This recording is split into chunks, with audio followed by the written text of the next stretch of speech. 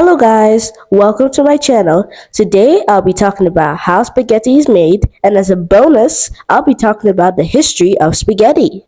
There are two main ways spaghetti is created, commercially and at home. They typically use a special type of flour called semolina flour, made from durum wheat. This wheat is high in gluten, which helps the spaghetti hold its shape when cooked. The flour is mixed with water to form a dough. In some cases, eggs might be added. The dough is kneaded until it's smooth and elastic. Then it gets pushed through a metal mold called die. This die has tiny holes that shape the dough into long, thin strands, or spaghetti. The formed spaghetti needs to dry out completely.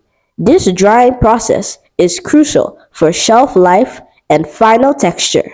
Similar to commercial production, you mix semolina flour with water and eggs, which is optional, to create the dough. Here's where it gets a bit more manual. You can roll out the dough into thin sheets and cut it into strips. There are also tools like pasta machines that can help form the spaghetti strands. Fresh pasta can be cooked right away, or you can let it air dry for a short time before cooking. It's time for the history of spaghetti. Now, in the early times, we are uncertain about its origins, but in the ancient Greeks and Romans times, there are legends about noodle-like foods existing in these times, while not quite the spaghetti we know today.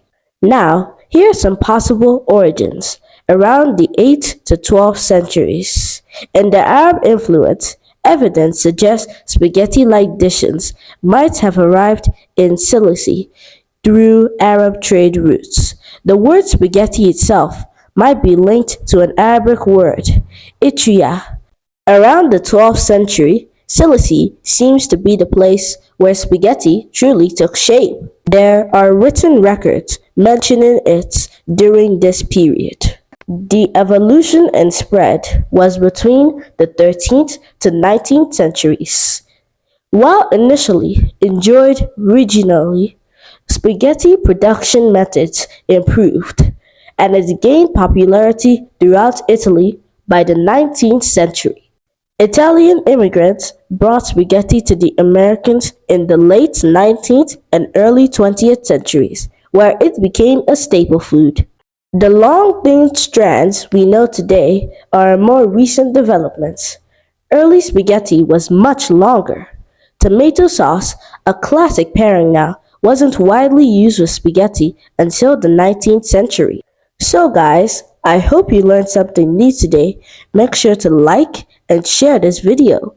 Also, make sure to subscribe to my channel.